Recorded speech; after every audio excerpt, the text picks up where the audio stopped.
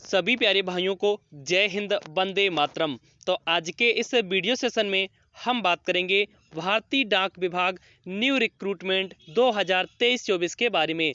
अभी हाल ही में भारतीय डाक रिक्रूटमेंट बोर्ड के द्वारा न्यू वैकेंसी के लिए नोटिफिकेशन आउट कर दिया गया है और इस नोटिफिकेशन में जो नंबर ऑफ पोस्ट आपकी आई हुई हैं वो करीब करीब आपकी 15,000 के आसपास आई हुई हैं, यानी कि 15,000 की आपकी यहाँ पर वैकेंसी निकल कर आई हुई है। तो इसके लिए अगर आप एलिजिबल हैं तो आवेदन कर सकते हैं। तो आज का जो हमने वीडियो सेशन लिया हुआ है, इस पूरे वीडियो सेशन में हम आपको संपूर्ण जानकारी देंगे इस वैकेंसी के बारे में। साथ ही साथ आपको पूरा शेड्यूल बताने वाले हैं कि किस प्रकार से आपकी एलिजिबिलिटी कंडीशन के साथ साथ एज लिमिट इस वैकेंसी में क्या रखी गई है। तो चलिए वीडियो सेशन को स्टार्ट करते हैं और सीधा ऑफिशियल नोटिफिकेशन पर आ जाते हैं, जो अभी हाल ही में आपका ऑफिशियल नोटिफिकेशन आया हुआ है। तो यहाँ से आप लोग देख सकते हैं, ये एक ऑफिशियल नोटिफिकेशन है, लिखा हुआ है government of India, ministry of communications, department of post, GDS section. इसके बाद यहाँ पर देखेंगे नोटिफिकेशन नंबर 1731/2023 GDS। और ये जो आपका नोटिफिकेशन है 20/5/2023 यानी कि 20 मई 2023 को रिलीज हुआ है। आपका लेटेस्ट नोटिफिकेशन है, आप लोग यहाँ से डेट को चेक कर सकते हैं। चलिए अब इसको हम यहाँ से देखेंगे तो बोला गया है ग्रामीण डाक सेवा GDS online engagement special cycle में 2023। इसके बाद यहाँ पर देखेंगे बोला गया है online applications are invited from the eligible applicant for engagement as Gramin Dak Sevak GDS branch post master, BPM assistance branch post master, ABPM in branch post officer BOs created in the year 2023। यानी कि यहाँ पर पोस्ट के बारे में बताया गया है, जैसे कि यहाँ पर ग्रामीण डाक सेवक GDS की पोस्ट है, ब्रांच पोस्ट मास्टर की पोस्ट है, असिस्टेंट ब्रांच पोस्ट मास्टर की पोस्ट है। इसके बाद ब्रांच पोस्ट ऑफिसर की भी यहाँ पर पोस्टें रखी गई हैं। इसके बाद आगे देख लेते हैं, बोला गया है applications are to be submitted online at www.indianpostgdsonline.gov.in। यानी कि इसके लिए जो आप लोग आवेदन कर सकते हैं वो इंडियन पोस्ट के ऑफिशियल वेबसाइट पर जाकर इसके लिए आवेदन कर सकते हैं। आगे बोला गया है details of the vacant post are given in annexure first, यानी कि जो डिटेल है इस पोस्टों की उसके बारे में इसी नोटिफिकेशन में बताया गया है। यहाँ पर देखेंगे तो बोला गया है engagement schedule is under, schedule देख लेते हैं। तो यहाँ पर registration and submission of online applications bye candidates 22 मई 2023 से 11 जून 2023। यानी कि यहाँ पर ऑनलाइन आवेदन की जो प्रक्रिया है वो आपकी 22 मई से स्टार्ट हो रही है, यानी कि कल के दिन से स्टार्ट हो रही है और 11 जून 2023 तक ये प्रक्रिया चलने वाली है। यानी लगभग आपको 21 से 22 दिन आपको फॉर्म यहाँ पर फिल करने के लिए दिया जाएगा। इसके बाद आगे देख लेते हैं तो बोला गया है edit correction window for applicants 22 जून 2023 से 14 जून 2023।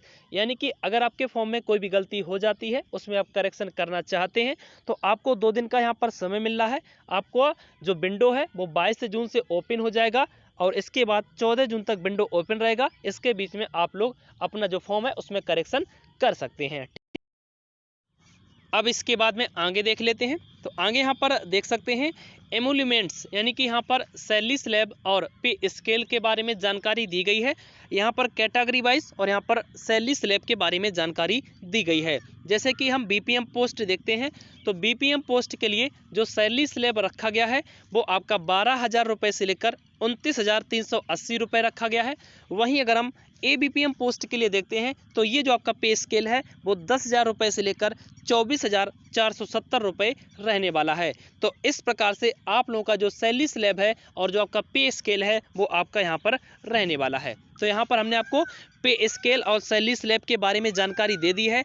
अब हम बात कर लेते हैं एलिजिबिलिटी क्राइटेरिया के बारे में। तो यहाँ पर देख सकते हैं eligibility criteria for all post. सबसे पहले एलिजिबिलिटी क्राइटेरिया में एज लिमिट के बारे में बात करेंगे। तो यहाँ पर देखेंगे लिखा हुआ है minimum age 18 years, maximum age 40 year. यानी कि यहाँ पर बोला गया है इस वैकेंसी में आवेदन करने के लिए आपकी जो न्यूनतम उम्र होना चाहिए वो आपकी 18 साल होना चाहिए। वहीं आपकी अधिकतम उम्र इसमें फॉर्म आवेदन करने के लिए 40 ईयर होना चाहिए, तभी आप लोग इसमें आवेदन कर सकते हैं। और इसके साथ साथ कुछ कैटेगरी में आपको छूट भी मिलने वाली है, जैसे कि आप लोग यहाँ पर देख सकते हैं, अगर आप SC और ST कैटेगरी से बिलोंग करते हैं तब आपको यहाँ पर 5 साल का रिलैक्सेशन दिया जाएगा। इसके साथ साथ अगर आप OBC कैटेगरी से बिलोंग करते हैं तब आपको 3 साल का रिलैक्सेशन दिया जाएगा। और अगर आप PWD विभाग से बिलोंग करते हैं तब आपको 10 साल का रिलैक्सेशन दिया जाएगा। और EWS के लिए कोई भी रिलैक्सेशन नहीं मिलने वाला है। और यहाँ पर 5th नंबर पर आएंगे तो बोला गया है PWD के साथ साथ अगर आप OBC कैटेगरी से बिलोंग करते हैं तब आपको 13 साल का रिलैक्सेशन दिया जाएगा। और इसके बाद अगर आप PWD विभाग के साथ साथ SC और ST कैटेगरी से बिलोंग करते हैं तब आपको 15 साल का रिलैक्सेशन दिया जाएगा। अगर बात की जाए कि आपकी एज कब से काउंट होने वाली है तो यहाँ पर देख सकते हैं 11 जून 2023 से आप लोगों की एज काउंट होने वाली है। तो यहाँ पर हमने आपको एज लिमिट के बारे में जानकारी दे दी है। इसके बाद में अब हम बात कर लेते हैं qualification as on the date of notification, यानी कि जो आपका क्वालिफिकेशन का क्राइटेरिया रहने वाला है वो किस प्रकार से रहने वाला है। तो यहाँ पर देख सकते हैं एजुकेशनल क्वालिफिकेशन बोला गया है secondary school examination pass certificate of 10th standard having passed in mathematics and English having been studies, यानी कि यहाँ पर बोला गया है कि आपके पास 10th पास आउट का सर्टिफिकेट यानी मार्कशीट होना चाहिए। और जो भी आपने 10th पास आउट का सर्टिफिकेट ले रखा है तो आपका 10th पास आउट 2 सब्जेक्ट के साथ कंपलसरी है, यानी इंग्लिश और मैथमेटिक्स। इसके बाद में आगे देख लेते हैं तो यहाँ पर एजुकेशन क्वालिफिकेशन के बारे में ही जानकारी दी गई है। बी नंबर पर आएंगे तो बोला गया है the applicant should have studies the local language name of language at least up to secondary standard as compulsory elective subjects, यानी कि आपको लोकल लैंग्वेज आना चाहिए, यानी कि विशेषता बात की जाए तो आपको वहाँ एरिया की लोकल लैंग्वेज आनी चाहिए। अदर क्वालिफिकेशंस क्या क्या दी गई हैं देख सकते हैं। नॉलेज ऑफ कंप्यूटर, यानी कि आपको कंप्यूटर की नॉलेज होना चाहिए।